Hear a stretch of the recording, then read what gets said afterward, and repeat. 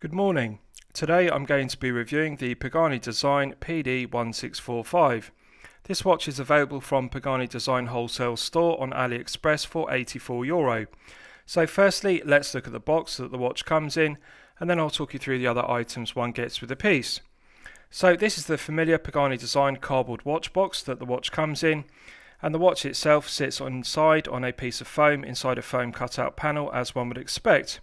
So although basic, it does suffice in protecting the watch in shipping, and I think it's perfectly acceptable bearing in mind that this is a low tier price point piece at only €84. With regards to the other items, this is the plastic guarantee card. As you can see, it's not filled in. However, I'm pleased to report that the watch is covered by a 12-month international guarantee, which is very reassuring. This is the owner's manual. The user's manual is basic, but it does have some diagrams and it does have the instructions in English, so it is a useful read if you're unfamiliar with the movement used in the piece, which is the Seiko NH35A automatic. One also gets this plastic tag, and as you can see it says Pagani Design Top Waterproof with the brand emblem, and I think it's a nice touch to get these kind of accessories included with a watch. And lastly, one also gets this Pagani Design branded microfiber polishing cloth, and again I think it's a nice touch irrespective of the price point of a piece to get this included.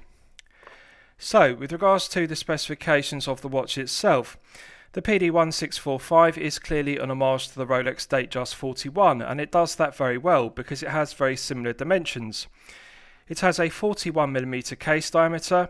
The lug-to-lug measurement is 50mm, it has a thickness of 11.5mm, and it has a lug width of 20mm. So very similar proportions to the Rolex Datejust 41, of which it is an homage to. The sapphire crystal doesn't have AR coating on the underside, which one could consider to be a negative, but however the Cyclops magnifier does have 2.5 times magnification, which is the same magnification level as on a Rolex Datejust 41. So I think the Pagani Design deserve full credit for producing a very well executed homage to the Datejust. The fluted bezel does complement the case, which is mirror polished to a flawless finish. Mirror polish to the flanks of the case, and that contrasts beautifully with a brushed satin finish to the outer links of the Jubilee bracelet. The Jubilee bracelet is very well executed, solid end links which are a good fit to the case, mirror polished flanks and mirror polished centre links to the bracelet, very well executed with screw pins rather than push pins, and I like the use of the flip lock clasp which has a mirror polished centre section. The clasp is signed with Pagani Design and engraved to a very high standard, and the execution of the flip lock in terms of its operation is very good. Now I want to give due credit to Pagani Design because they have improved the quality of their flip lock clasps from earlier versions. When I reviewed an earlier version of this, there was a lot of play in the hinge pins of the flip lock clasp, but they've tightened up the tolerances and they've also improved the quality of the finishing. It doesn't have sharp corners and it doesn't have sharp edges on the flip lock clasp, and therefore it is a better quality, better built clasp than earlier versions. The clasp doesn't have a glide lock, but however it does have a Rolex EasyLink style extension which adds 5mm of length to the bracelet, so that is a credible alternative. And inside the flip lock clasp one also has 3 dimples on either side of the body, and that means one can fine tune the micro adjustment using those 3 micro adjustment positions. So I would prefer to see a glide lock used, but the Rolex Datejust 41, which this is an homage to, doesn't have a glide lock either. It also uses a very similar EasyLink extension. So it is a good homage to the piece throughout. With regards to the case back, it's got a solid stainless steel exterior, and then the centre section is glazed with mineral crystal. Now the Seiko NH35A automatic is undecorated, but however the exhibition case back does do a good job of showing it off, and it is finished to a very high standard. It also provides an effective hermetic seal to 100 metres of water resistance. The solid end links are finished to a good standard and they are a good tight fit to the case. It has a solid 316L grade stainless steel crown which is signed with a Pagani Design emblem as one would expect, coin edge finish, and it's silky smooth to operate. When one unscrews the crown from the crown tube, it's got silky smooth thread action which is similar to a Rolex, and it's an absolute pleasure to manually wind the movement to top it up to its 40-hour power reserve. The interface between the internal thread on the screw down crown and the external thread of the stainless steel crown tube are excellent. Very good pickup on the threads and absolutely silky smooth, so no criticisms whatsoever. The screw down crown provides an effective hermetic seal to 100 meters, and it is an absolute pleasure to operate. So it has hand binding and hacking, which are useful complications. I like the symmetry of the applied indices and also the baton hands. Now, minor criticism is the hands, as is often the case with Chinese made watches, are slightly undersized. Really, I think Pagani Design should have scaled up the proportion of the baton hands to better match the proportions of the applied indices. The hands do seem to be too short and also slightly small in proportion, so there is room for improvement on them. Now I'll give you a wrist shot and you can see how it fits on my 8-inch wrist. Now I haven't sized the bracelet, I've simply taken the piece out of the watch box, and as you can see it fits my 8-inch wrist, no problem whatsoever, and indeed I can fit an index finger underneath the clasp, so this would actually fit up to an 8.5-inch wrist with no problems whatsoever. Now it's a 41mm case and it does have a rather long 50mm lug-to-lug measurement. Personally, I regard 48mm to be the sweet spot, regardless of whether you're a collector with a smaller 6 to 7-inch wrist or a larger 7 to 8-inch wrist. But however, the 50mm does balance the 41mm diameter very well, as does the 20mm bracelet. So I think that they've got the proportions of the piece throughout perfect. The thing I really like about it is it's only 11.5mm thick. So as a daily wear piece, this is easily going to slip underneath a shirt cuff of a business shirt, and I really like the low profile 41mm case. At only 11.5mm, it really does feel very flat and low profile on the wrist. Feel good factor is outstanding, and also the comfort level on the Jubilee bracelet is also outstanding. Very comfortable piece to wear for long periods of time, such as 8 to 12 hours per day. So if you're looking for a daily wear piece, comfort and feel good factor are sublime, and there's something you should appreciate.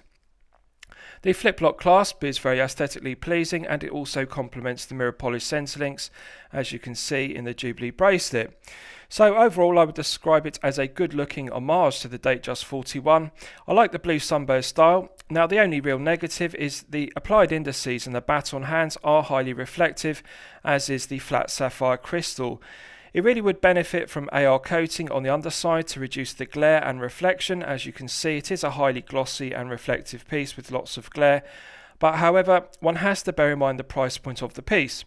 It is only €85, and therefore it is a low tier piece, and one has to expect some cost cutting measures to make the watch viable to retail at that low price.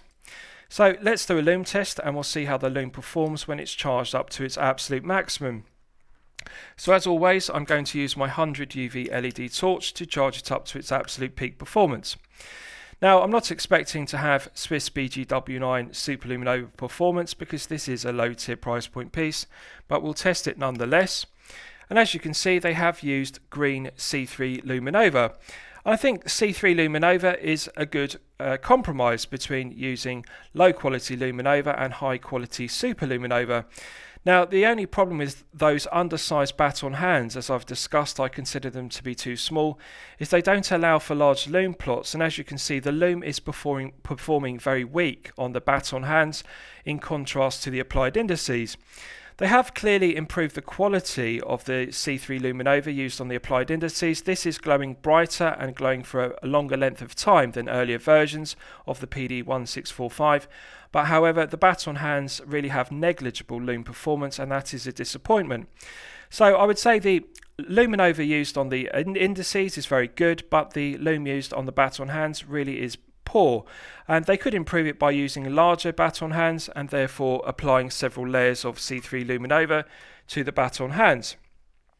The performance of the 2.5 times Cyclops magnifier is very good, so that's acceptable, and I really like the finishing of the fluted bezel, which is solid 316L grade stainless steel.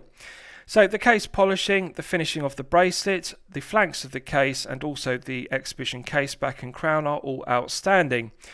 The quality of the bracelet is very good. Yes, there is a lot of articulation because it is a Jubilee bracelet with 5 links rather than an Oyster bracelet with 3, but however, the articulation does mean that it's very comfortable. It is rattly, it does make some noise when on the wrist, and that's something to bear in mind. If you're looking for a quieter bracelet, I would recommend an Oyster bracelet, but however, this is an homage to the Datejust 41, and therefore the Jubilee bracelet does fit the aesthetic of the piece. Now, with regards to the movement used, you will all be familiar with the Seiko NH35A automatic. So this movement has 24 joules, hand winding and hacking. It runs at 21,600 vibrations per hour and a frequency of 3 Hz. It has a 40-hour power reserve, which is perfectly acceptable. The stated accuracy of the NH35A is -20 to +40 seconds per day. Now I'm pleased to report that this one is regulated to +8 seconds per day, which is very good, and I think perfectly acceptable bearing in mind the price point of the piece. So really the only negative to the NH35A is the 3 Hz frequency, and as I've discussed in previous reviews, I personally prefer 4 Hz frequency movements because the 4 Hz frequency gives the second hand a more smoother sweep around the dial. With a 3 Hz movement, if you look closely at the second hand, you can see it judders or stutters around the dial. It's not as smooth as a 4 Hz movement, but however that is a characteristic of Seiko movements running at 21,600 vibrations per hour. So lastly, I'll surmise the piece. What do I think of it overall? Well, when I'm considering reviewing a watch on my channel, the watch should meet 2 criteria. It should be both excellent quality and excellent value at the respective price point. So the respective price point of this piece is €84.